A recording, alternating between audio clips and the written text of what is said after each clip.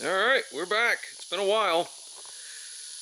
Lexus is running great, and I actually have sold that to our daughter and son-in-law and grandkids who are coming back from England after 5 or so years over there with the Air Force.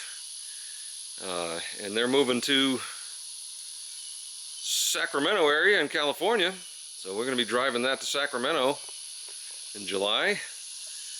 But I was able to kind of flip that into this beauty. This is a 2005 Wrangler Rubicon 4-liter 6-speed, and it is an original Rubicon. It was purchased new by a good friend of mine, and her daughter is now old enough where she's got to get her own car, and she didn't want to give her a jacked up manual transmission Jeep as her first vehicle, which I can understand. But so I am now the caretaker of this baby. It's only got 90,000 miles on it original. It is in exemplary shape generally. It's got a 2-inch old man emu lift and a 1-inch body lift on it, running the old 33s or 285s or whatever these are. Very tastefully modified. It is in extraordinary shape. Few little bumps and dings for, you know, a 20-year-old Chrysler product. And oh, no, let's undo the latch, dumbass. There we go. Okay. Got your old 4-liter here. Very clean. Nothing terribly special up in the front.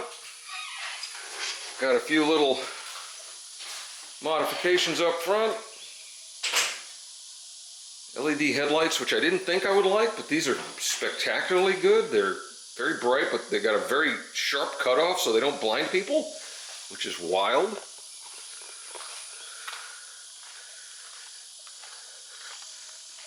Massive rear bumper and tire carrier. Which weighs 1,000,000 tons.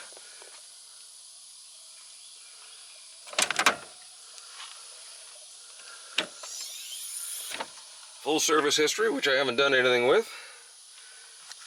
Alien hide interior, complete coating. A lot of doodads. We got a little bikini top thing on it right now, but I doubt I'll ever be taking the hard top off, to be honest. And she's a great running and driving truck. I've got a few little issues. I hear the throw-out bearing rattling a little bit when you're not on the clutch, but you know, that's not a big deal. It's not super loud, nothing I'm worried about at the moment. Yeah, really, it's in excellent shape. Everything, for the most part, everything works. I noticed that the rear windshield wiper doesn't work, but I'm thinking that may be something to do with this plug I found. So that's probably just got to get plugged in, because the top, she used to take top off a lot. And no, everything else super clean. Good running truck. It feels lazy to me a little bit compared to some of the other 4-liters I've had, but I think I know what's going on there. It doesn't overheat, but it runs hot. You know, I put my gauge on it and watching it. The thermostat on this thing doesn't open until it hits 215. It's supposed to be 195. And then it'll settle in between 208 and 212. But if you get stuck in traffic like we did yesterday, it'll get up into the mid-220s. Which I don't like. Being an iron engine, it's not that big a deal. It doesn't go into the red zone on the gauge until it hits to like 60. Gold school. But so that's what we're going to tackle first today, is the cooling system. I got a new thermostat for it. I think the fan clutch is smoked too, because this thing's really hot, and it's, you know, it isn't completely dead, but it should not slip right now, and it does. So I think the fan clutch is bad. But I'm going to pull the whole radiator assembly out, see if we can knock the fan off, and potentially figure out that clutch, which one I need, so I can make sure I get the right one. And we're going to drain the coolant, and we're going to flush everything. We're going to flush the radiator out really good. The hoses are nice, everything's solid, you know, not leaking. I just think that there's something amiss with that thermostat, and then the fan is not helping it. So that's what we're going to start, because everything else is pretty good on this thing. So yeah, that's it. That's my new caretaker for my new Jeep. And we're going to start getting this thing going. Trying to get everything perfect back to where I want it. And then we'll see if we want to modify it. But I want everything that's here right now to work first. So let's see what we're going to do. First, I think I got to let it cool off because I just got back from the store and she's hot. I don't want to open that up until it cools off a little bit. So we're going to put a fan on it and cool her down.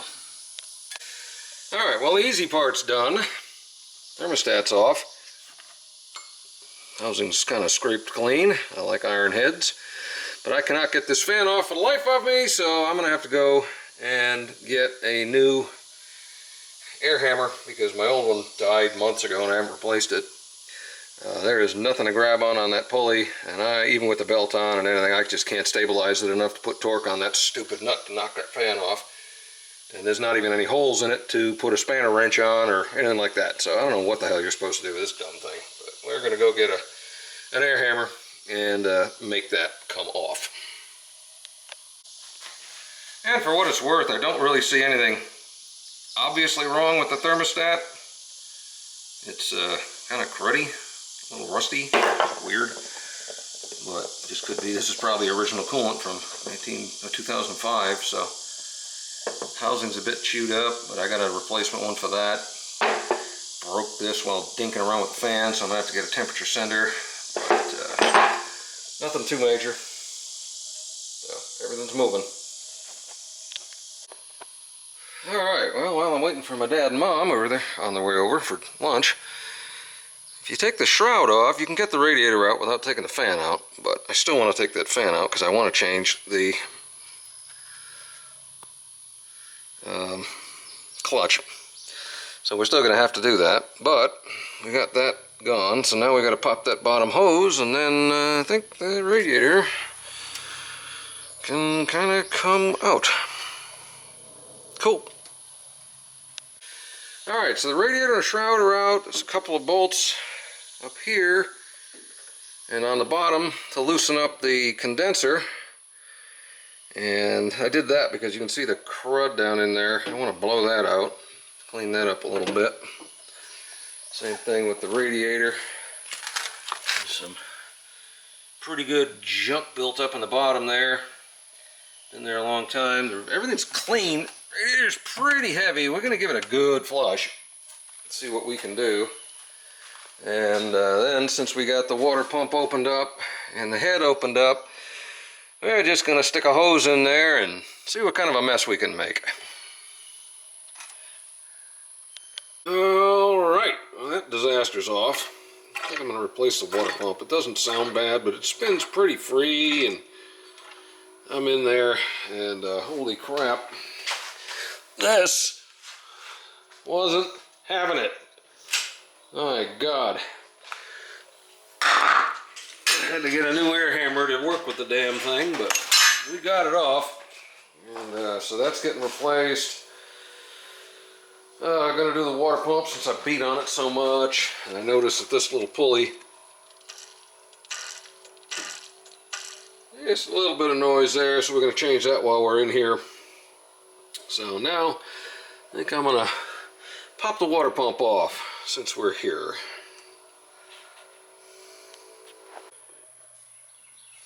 Alright, well, we got the water pump out, got the gasket surface all cleaned up. I found this bolt down here on the timing cover was falling out, so we snugged that down. Got the tensioner off, got a new pulley for that because it was a little, very slightly noisy. And that's about it. So now, I'll clean that a little bit. I'm going to start putting this thing back together. We're going to get the water pump on it. Yeah, probably get the water pump on it along with the pulley, and then get the belt on it and the tensioner, because that'll be the easiest way to put the belt on, and then we'll go from there. And I'll tell you, if that fan comes apart, this is not a hard job, but man, that fan. Anyway, got her all back together, got the shroud on, got the fan on, got everything on, every hose on except this upper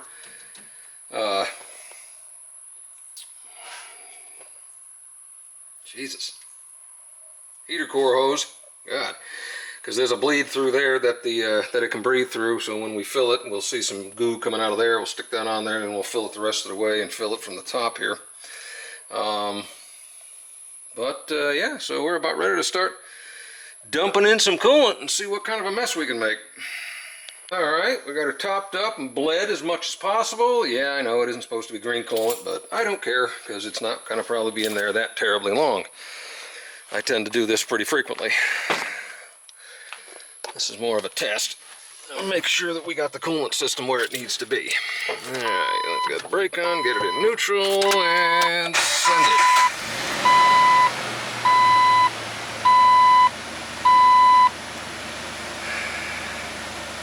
Alright, coolant temp sensor seems to be working good. Let's see what we got.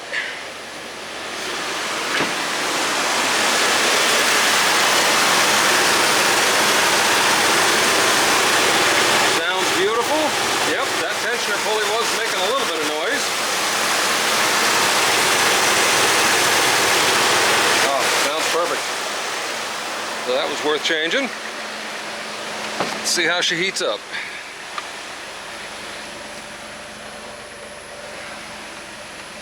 What I'm really hoping to see is that at 195 that thing starts opening rather than 215 like it has been doing.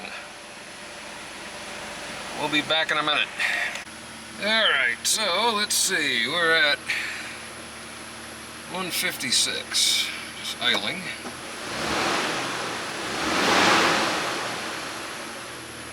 Sounds good. Probably just blew antifreeze all out of the cap because it's not on yet. Nothing else, it seems to be heating up just anecdotally a little slower. Whatever the hell that means. You can see the fuel trims are pretty good.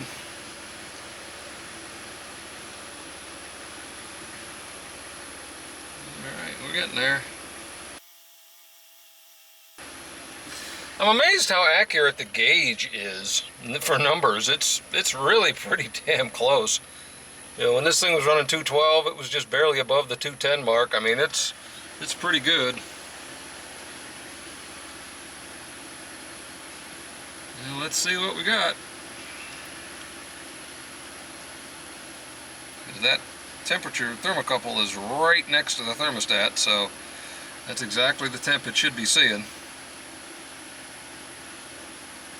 Yeah, if nothing else, when that opens, we should see it drop a little bit.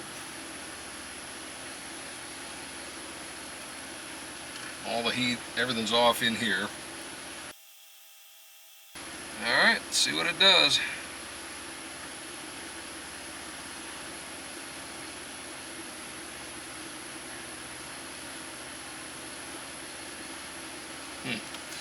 Okay, now let's go see if it's doing anything. I'd be happy if it just stayed below 200, which it doesn't seem to be happy to do. Alright, 1 second.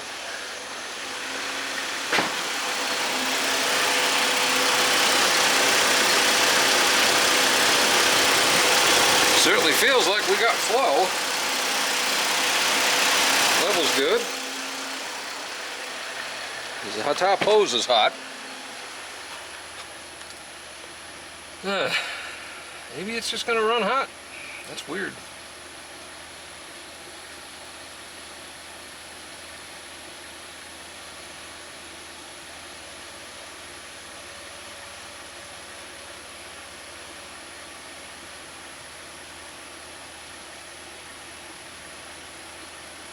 Oh, okay. It's never done that before.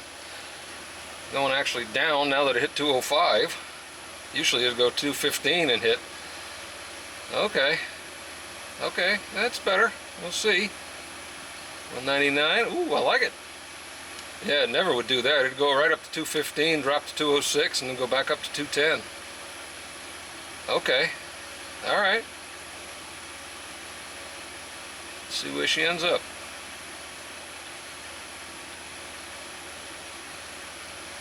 Alright, well I believe the thermostat is now open. So I'm going to top it up.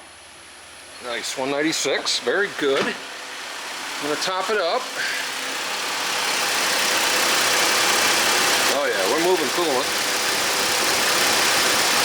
Put a little bit more in there. It took almost exactly 2 gallons.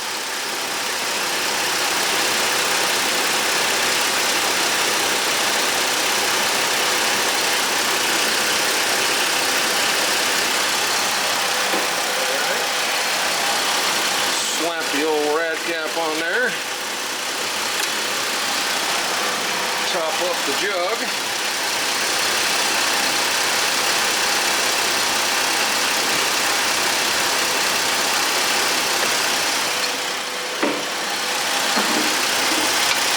A little low in the jug, but I don't see any leaks. Everything sounds phenomenal. Let's see what she's sitting at. 203, okay. 201. Alright. Well, I'm gonna go get my stuff. We're gonna take it for a rip, see what it looks like. Alright, this is a good sign because it is just sitting here idling at 201. Before it would idle at 212 or 213. So I am super stoked about that. So we're gonna go, I think I'm gonna close the windows, crank on the air, make this just as difficult as possible for this thing. And we're gonna see what it'll do.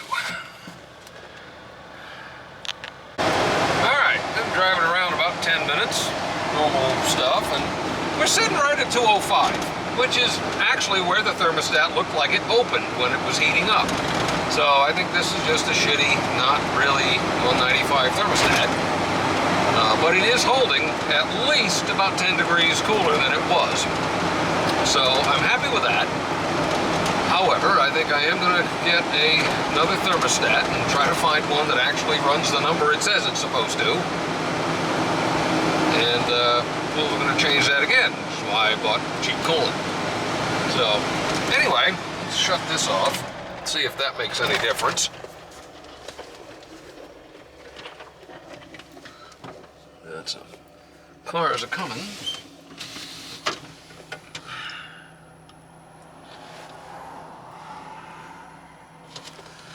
Okay, let's see what we got here. No, that guy's going too fast.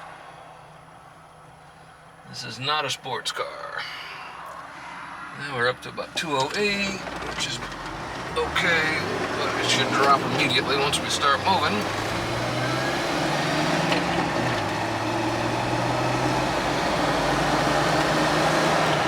See my resident ducks. Yeah, see it's immediately down to 203. So yeah, that's better. That's certainly better than it was, because even with the air conditioner off before, it would run at 212, 214 pretty much all the time, unless I was running the heat, then I could get it down to like 208.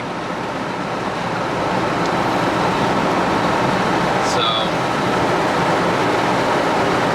yeah, I think that